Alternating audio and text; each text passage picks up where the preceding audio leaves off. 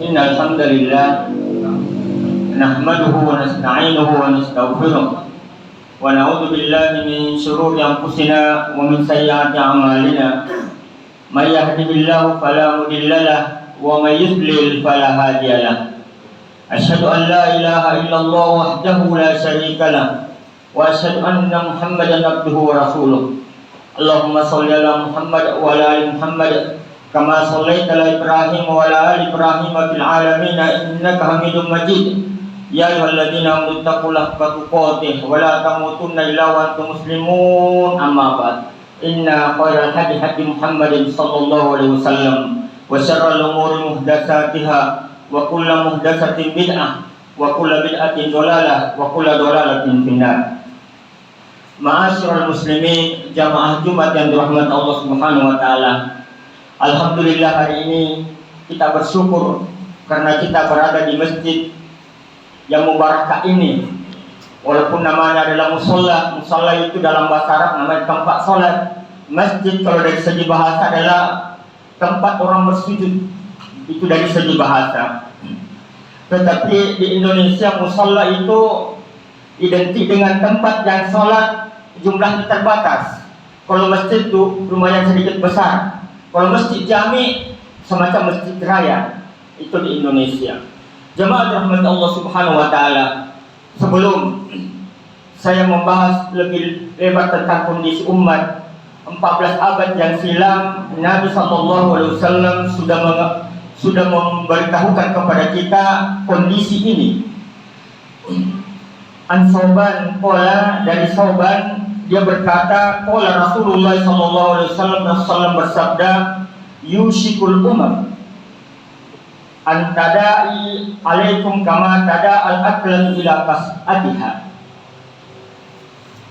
Akan ada masa yang mana umat-umat yang dimaksud adalah umat Islam begitu terpecah belah, an tada'a alaikum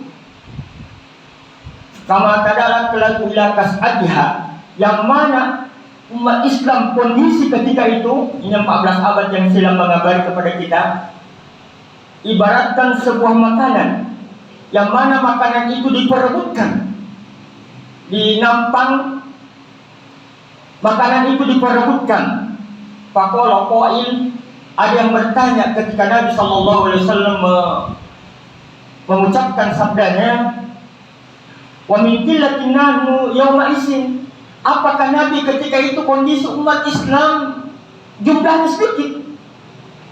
Qala bal antum yawma isin katsir walakinnakum busaka busa'is. Tidak, kata Nabi, jumlah kalian itu banyak. Jumlah kalian itu banyak, walakinnakum busaka busa'is. Tetapi ketika itu kalian seperti buih yang ada di lautan, diombang-ambingkan ke sana kemari. Di mana arah ombak berada, di situlah kalian tidak punya kekuatan. Kenapa bisa terjadi? Walayanzi annallahu min sudurimukumul mahabah. Karena kondisi ketika itu mahabah atau wibawa Allah cabut. Allah cabut dari musuh-musuh kalian. Jadi apapun yang Anda lakukan, maksudnya Anda di sini adalah apapun umat Islam lakukan ketika itu tidak bisa berkunci apa-apa. Kenapa? Apalagi yang pertama, oleh anzalallahu min suduri aduwikum mahaba minkum. Yang kedua, wala yaksifannallahu fi qulubikumul wahn. Allah cabut fi qulubikumul wahn, karena di antara hati-hati kalian ada wahn. Faqala qail, ada yang bertanya lagi, sahabat yang bertanya ketika mendengar sabda ini, ya Rasulullah, wahn, apa yang dimaksud dengan wahn? Qala, Nabi mengatakan hubbud dunya wa karahiyatul maut. Karena umat ketika itu, Islam ketika itu, hubbud dunya, cinta kepada dunia luar biasa berlebihan. Wa tuhibbul mala hubban jamma, sangat berlebihan cintanya kepada dunia. Kemudian wa karahiyatul maut, takut dengan kematian. Jemaah rahmat Allah, sekarang kondisi dunia baru-baru bahkan sampai hari ini India melecehkan umat Islam. melarang wanita-wanita yang berjilbab masuk ke kampus-kampus. Bukan hanya melarang, tetapi melecehkan sampai menzolimi mereka. Dilihat bagaimana di pinggir-pinggir jalanan mereka dizolimi, mereka dipukuli, mereka sampai waliyahulillah sampai meninggal. Uyghur, Cina, meneteskan air mata ketika kita melihat bagaimana saudara-saudara kita umat Islam dikerengking ke dalam air sementara sampai di sini. Umat Islam tidak bisa berbuat apa-apa. Mari kita buktikan di zaman Nabi Sallallahu Alaihi Wasallam. Di zaman Nabi Sallallahu Alaihi Wasallam di Madinah ada wanita yang lagi di pasar mengikat ujung kerudungnya. Orang Yahudi Bani Quraidah, Bani Kainuqa mengikat. Ketika wanita ini berdiri kemudian tersingkap auratnya, mereka yang ada di sekitarnya tertawa ini wanita muslimah. Karena Islam izzah, mulia, orang muslim yang melihat dan mendengar kondisi ini marah. Mereka bertengkar, Yahudi dengan umat Islam sampai berkelahi. Bahkan orang Yahudi sempat terbunuh. Ketika kabar ini terdengar kepada Nabi Sallallahu Alaihi Wasallam, Nabi memerintahkan Yahudi tembak disuruh keluar dari Madinah. Kenapa bisa terjadi jemaah rahmat Allah? Ini karena izzah. Apa itu izzah? Ada kemuliaan, ada wibawa. Kita lihat sejarah jemaah rahmat Allah. Sebelum orang-orang Yahudi memasuki Palestina, yang mana sampai hari ini mereka menjajah, Yahudi menjajah Palestina. Yahudi datang minta izin kepada Sultan Abdul Hamid II yang ada di ketika itu menjabat sebagai khalifah Turki. Dia datang menghadap, saya bilang izinkan saya tinggal di Madinah, di Palestina. Apa jawaban Sultan Abdul Hamid II? Kalau Anda menginginkan untuk ke Palestina, minta tanda tangannya umat Islam sedunia. Kalau mereka mengizinkan, silahkan. Tetapi kalau ada yang tertinggal satu pun, jangan coba-coba. Kenapa? Karena umat Islam punya kekuatan. Jemaah rahmat Allah, kasus yang terjadi di India, beberapa negara Islam yang ada di Timur Tengah, mulai Kuwait, Qatar, Arab Saudi, mulai berkumpul untuk bagaimana penindasan yang dilakukan oleh orang-orang India terhadap umat Islam diberhentikan. Bahkan mereka mengatakan kalau ini tidak diberhentikan, kita stop minyak ke India. Karena sekarang ini salah satu negara pengekspor minyak terbesar itu termasuk Saudi di antaranya, Saudi Arabia. Turki yang dipimpin oleh Erdogan, dia mengatakan kalau tidak ada pergerakan ini, maka kami akan kumpulkan sendiri negara-negara yang termasuk negara bebas aktif, kita kumpulkan kemudian kita kecam itu India. Itu hanya seperti itu saja, kecam-kecaman. Jemaah rahmat Allah. Jadi penyebab umat Islam hari ini adalah hubud dunia wa karahiyatul maut. Kemudian apa lagi sebabnya? Sebabnya karena dengan media sosial kita ini berkesan Al-Quran tidak tinggalkan. Seperti pesan Nabi SAW di dalam Al-Quran disebutkan, wa qala Rasul, ya Rabbi inna qaumi ittakhadhu hadzal Qur'ana mahjura. Berkatalah Rasul, wahai Rabbku, sungguh kaumku telah menjadikan Al-Quran mahjur, sesuatu yang diabaikan.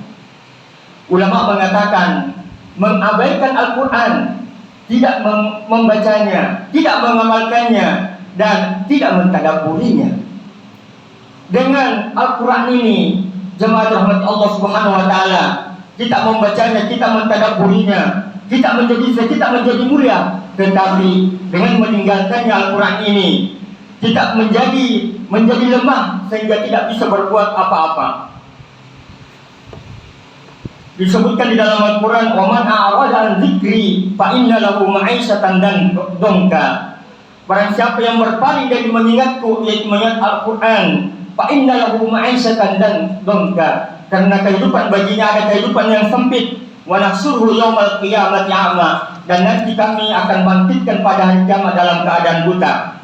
Kemudian jemaah rahmat Allah, beberapa hari ini saya mengatakan kisruh, karena yang melakukan adalah pejabat, yaitu Menteri Agama, dengan mengucapkan sedikit kata, tetapi kata itu mempengaruhi se-Indonesia, bahkan hampir orang bersuara dengan itu, karena mengibaratkan sebuah azan dalam kompleks bahwa anjing menggonggong, sehingga membuat kisruh hampir seluruh Indonesia. Saya akan angkat sedikit tentang hadis Nabi Sallallahu Alaihi Wasallam. Annal muazzin, ada suatu orang azan yang tukang azan, Bilal, ja'ila Muawiyah, datang kepada Muawiyah radhiyallahu anhu, dia menghadap untuk salat. Faqala Muawiyah mengatakan, sami'tu Rasulullah yaqul, saya pernah mendengar Nabi Sallallahu Alaihi Wasallam bersabda, al-mu'azzinun aqwalun nasi a'nakan yaumal qiyamah. Orang yang muazzin Bilal, ya, terkadang kita mengatakan Bilal, orang muazzin yang selalu pengazan-azannya masjid, aqwalun nasi a'nakan yaumal qiyamah, nanti pada hari kiamat dia paling panjang lehernya. Kila ada mengatakan al-makna iza al-jamal nasul arq yaumal qiyamah talat a'naqul muazzinin. Nanti pada hari kiamat, kalau kondisi ketika itu banyak keringatnya, orang yang suka azan lehernya memanjang. Ada juga mengatakan bahwa itu hanya kiasan. Tetapi jemaah rahmat Allah, kondisi umat nanti pada hari kiamat tergantung amalannya, itu penuh dengan keringat. Itu pesan Nabi Sallallahu Alaihi Wasallam, tudna syamsi yaumal qiyamah, nanti dekat kita pada matahari pada hari kiamat, hatta takuna minum kamidari mil, sampai mendekati 1 mil. Qala Sulaim bin Amir Ar-Rawi al-Miqdad saling mengatakan, wallahi ma adri, saya tidak tahu, demi Allah saya tidak tahu, ma adri mal mil, apakah yang dimaksud dengan mil, amasafatul ardi amil mil lati tutahlu bihil ain, apakah yang dimaksud dengan mendekati seperti mata, fayakunun nasu ala qadri amalin fil arab. Ketika itu manusia seperti keringat, maksudnya keringatannya, faminhum man yakunu ila ka'bih, ada yang berkeringat sampai hanya mata kakinya saja, wa minhum man yakunu ila rukbatih, ada sampai ke lututnya, wa minhum man yakunu ila hikwahi, ada sampai ke pinggangnya, wa minhum man yuljimuhul araq, ada sampai tenggelam. Tapi orang yang muazzin, yang selalu rajin azan di masjid ketika memasuki waktu sholat, dia tidak kena arak atau keringat. Wasyara ilafi.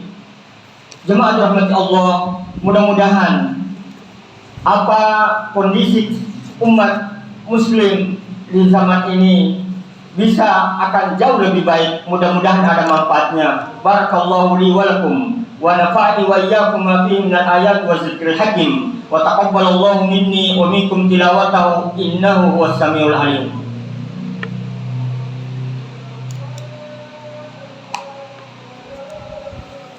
Alhamdulillahi rabbil alamin, assalatu wassalamu ala alihi wa sahbihi man wabad. Asyhadu la ilaha illallah wahdahu la syarikalah, wa asyhadu anna Muhammadan abduhu wa rasuluh. Allahumma shalli ala Muhammad wa ala ali Muhammad kama shallaita ala Ibrahim wa ala ali Ibrahim fil alamin innaka Hamidum Majid. Allahumma ighfir lil muslimina wal muslimat wal mu'minina wal mu'minat al ahya'i minhum wal amwat innaka sami'un qaribun mujibud da'wat wa qadil hajat. Rabbana zalamna anfusana wa illam taghfir lana wa tarhamna lanakunanna minal khasirin. Rabbana atina fid dunya hasanah wa fil akhirati hasanah wa qina adzabannar. Subhanakallahumma rabbana bihamdik asyhadu an la ilaha illa anta astaghfiruka wa atubu ilaik wa aqimis shalah.